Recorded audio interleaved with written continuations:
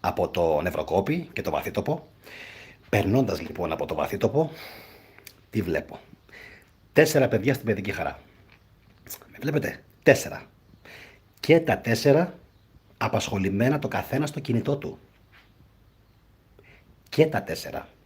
Και θα μου πει τώρα κάποιος, άλλαξαν λέει εποχές. Ναι, σοβαρά. Και στην εποχή μας, τώρα που το θυμάμαι, υπήρχε Game Boy. Ήτανε φορητό και το παίρνες μαζί σου όπου γούσταρες, όπου ήθελες. Υπήρχε λοιπόν και στην εποχή μας η δυνατότητα να απασχοληθείς με κάτι άλλο. Με το Game Boy. Πήγαινε σπίτι, υπήρχε το Nintendo, ακόμα και από το 90. Επίσης έξω υπήρχαν τα arcade. Τα θυμάστε, Pac-Man και όλα αυτά και Space Invaders και πώς λέγονταν. Πολύ ωραία. Τουλάχιστον όσοι είστε της εποχής μου και πιο παλιοί κιόλας. Θα τα θυμάστε πιο καλά. Λοιπόν, μπορούσαμε κι εμείς τότε να αποβλακωθούμε, να πορωθούμε, να είμαστε όλη την ημέρα στο κινητό. Μπορούσαμε κι εμείς. Όμως δεν συνέβαινε αυτό το πράγμα. Υπήρχε μέτρο. Εγώ π.χ. μόνο όταν είχε κρύο και όταν έβρεχε ή όταν ήταν Σαββατοκύριακο, μέσα στο σπίτι καθόμουν και έπαιζα. Όχι όλη την ημέρα. Γενικά έπαιρνα μια μπάλα μόνος μου, τσακιζόμουν σε οποιοδήποτε γήπεδο υπήρχε και ήταν ελεύθερο. Εντάξει, sorry για το φωτισμό. Λοιπόν, και έπαιζα ακόμα και μόνος μου. Το πιστεύετε αυτό το πράγμα? Με πιστεύετε? Μόνος μου. Έβρισκα ένα γήπεδο και έπαιζα μόνος μου. Τι να κάνω? Όπου είχε ελεύθερο γήπεδο και όπου υπήρχε ένα τέρμα, έπαιρνα μια μπάλα και πήγαινα μόνος μου και έπαιζα. Όποιος ερχότανε, παίζαμε μαζί. Αφγανός, Γερμανός, Τούρκος, Τινήσιος. Ποια φάρα ήτανε? Μιλάω για τη Γερμανία. Όποια φάρα λοιπόν και να ήτανε. Ωραία. Παίζαμε όλοι μαζί, ρε φίλε. Κάποια στιγμή. Κάναμε ομάδες 2x2, 3x3. Και παίζαμε, φίλε. Παίζαμε. Αυτό τώρα που παρατήρησα, που είδα δηλαδή στο χωριό το διπλανό, δεν υπάρχει. Δηλαδή, εσείς οι γονείς τι κάνετε? Άντε να τα αφήσεις στο σπίτι, ειδικά το χειμώνα, που έχει και κρύο, το καταλαβαίνω. Το χειμώνα. Τώρα που είναι καλοκαίρι, ποιος ο λόγος? Θα το στείλεις το παιδί σου έξω από το σπίτι, δεν θα πάρει όμως κινητό μαζί. Δεν θα πάρει κινητό μαζί. Να το κάνει τι το κινητό? Να παίξει παιχνίδια στην παιδική χαρά? Τότε για ποιο λόγο πηγαίνει στην παιδική χαρά? Να κάνει τι στην παιδική χαρά? Αφού λέγεται και παιδική χαρά, ρε παιδιά. Καλησπέρα σε όλους στο live chat. Αντώνη μου, Λίτσα, Λεωνίδα, Διονύση μου, Αλέξανδρε. Καλησπέρα σε όλους. Εύχομαι να είστε όλοι καλά. Μου κάνει πολύ μεγάλη εντύπωση αυτό το πράγμα. Εγώ έχω φίλους, παιδιά, και θα το πω. Οι άνθρωποι δηλώνουν Χριστιανό Ταλιμπάν. Έτσι, μου το λένε ξεκάθαρα. Γιάννη, εμείς είμαστε Χριστιανό Ταλιμπάν. Ωραία. Και το λένε με έπαρση και με αλαζονία. Αλλά κάνουν ένα πράγμα σωστό. Αυτοί οι άνθρωποι κάνουν ένα πράγμα σωστό. Μου είπανε, δεν αφήνουμε και δεν δίνουμε κινητό ως ότου γίνουν τα παιδιά 16 χρονών. Ούτε τάμπλετ, ούτε κινητό. Και τους αξίζουν θερμά συγχαρητήρια. Γεια σου, αρετή. Ωραία. Τους αξίζουν ό,τι θέλω να πιστεύουν, δεν με νοιάζει. Το έχω πει αυτό, εντάξει. Αλλά σε αυτό το πράγμα πάνω έχουν δίκιο. Παίζουμε, λέει, παιχνίδια, επιτραπέζια, τράπουλα, κάρτες, οτιδήποτε. Αρκεί να είναι δημιουργικά τα παιδιά και να παίζουν μαζί τους. Το έχουμε. Να παίζουμε μαζί τους, να απασχολούμαστε μαζί τους, να κάνουμε μια δημιουργική απασχόληση, να τα εκπαιδεύουμε, να τα μαθαίνουμε διαπαιδαγώγηση, αγωγή. Αυτό σημαίνει εξάλλου αγωγή. Εντάξει. Αυτό σημαίνει αγωγή. Επαναλαμβάνω, έπαιρνα μια μπάλα όταν ήμουν ένα μικρό παιδί, μόνος μου. Μόνος μου. Μόνος μου, χωρίς παρέα. Και έλεγα, θα πάω π.χ. στο Φίχτε Gymnasium και θα βρω κάποιον εκεί. Ήταν ο Αλβανός που έπαιζε πάντα μόνος του. Ήταν ένας Αλβανός, Κωσοβάρος μάλλον ήταν. Ο τύπος μόνος του, με μια μπάλα του μπάσκετ. Μονίμως ο τύπος εκεί, μόνος του, όποτε πήγαινε τον πετύχαινα. Και καταλήγαμε να παίζουμε μαζί, είτε ρολόι, είτε βολές, είτε ένα σε πιέναν. Έπαιζε μία με μένα, μία με τον αδερφό μου, ή κάναμε με τα αδέρφια μου. Ο Αλβανός πήγαινε με τον π.χ. με τον αδερφό μου τον Άλεξ και εγώ πήγαινα με τον Χάρη. Ωραία.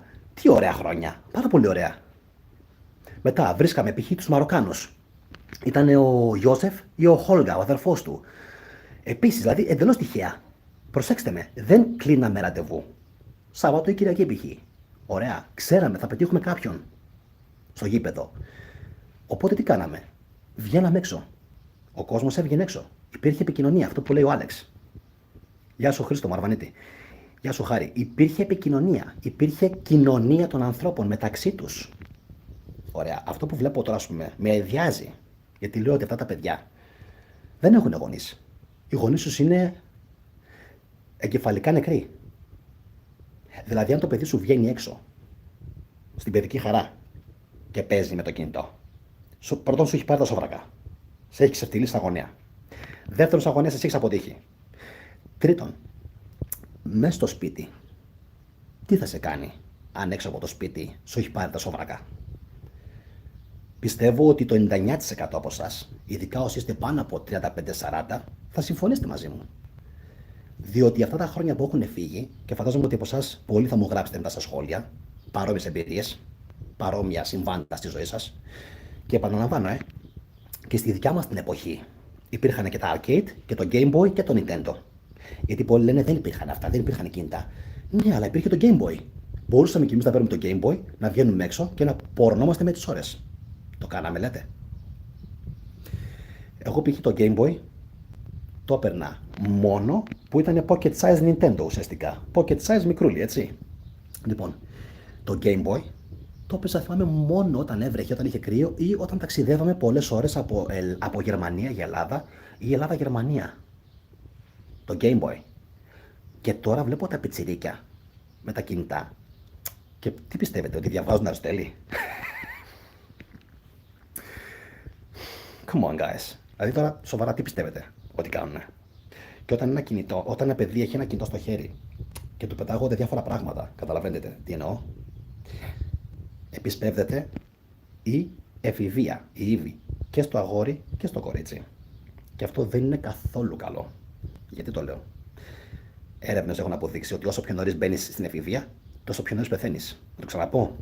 Έρευνες έχουν αποδείξει πως όσο νωρίτερα μπαίνεις στην εφηβεία, τόσο νωρίτερα πεθαίνεις. Και όταν αναφέρομαι στην εφηβεία, φαντάζομαι όλοι ότι καταλαβαίνετε πού το πάω, έτσι. Τι εννοώ? Ότι τα παιδιά αυτά από νωρίς παίρνουν λανθασμένα ερεθίσματα. Και αυτό που μου γράφει η Λίτσα κάτω στα σχόλια τώρα, πρέπει να βάζουμε όρια. Αλλιώς χάσαμε την μπάλα στα γονείς, θα γίνει το αντίθετο, τα παιδιά μας θα μας βάζουν όρια. Ποιος βάζει λοιπόν τα όρια? Εσύ ο γονέας ή τα παιδιά? Ποιος είναι τελικά το παιδί? Εσύ ο γονέας, είσαι το παιδί, ή το παιδί σου? Ποιος είναι ο έφηβος? Γιατί και τα παιδιά είναι πανέξυπνα. Ψάχνουν για ευκαιρίες μονίμως να κάνουν το σωστό, το δικό τους, συγγνώμη, και όχι το σωστό. Οπότε πρέπει ο γονέας να τα επηρεάζει αυτά. Εντάξει, όσοι από εσάς δεν μπήκατε από την αρχή του βίντεο, δείτε την εκπομπή ολόκληρη, γράψτε μου κάτω στα σχόλια τη δικιά σας την εμπειρία, πώς μεγάλωσατε, πώς ζήσατε, παίζατε Game Boy, παίζατε Nintendo, Sega Mega Drive, πόσες ώρες παίζατε την ημέρα, τι κάνατε, όταν βγαίνατε έξω. Παίζατε με Game Boy από το πρωί μέχρι το βράδυ ή το παίζατε π.χ. μία ώρα έτσι λίγο να σας φύγει η τρέλα και μετά παίζετε παιχνίδια παραδοσιακά? Φαντάζομαι ότι πιο πολύ θα μου πείτε αυτό το πράγμα. Θετικέ, έτσι είναι. Και εμείς όταν ήμασταν μικρά, το 90% της ώρας μας, θα μου πείτε, το περνούσαμε έξω. Γι' αυτό και ήμασταν τότε πιο normal οι άνθρωποι. Τα φιλιά μου σε όλους, εύχομαι να είστε καλά, καλή συνέχεια και θα επανέλθω με νέο μου βίντεο. Όσοι από εσάς πιστεύω σας άρεσε το βίντεο, κάντε ένα like να το δουν κι άλλοι. Καλή συνέχεια. Γεια σας.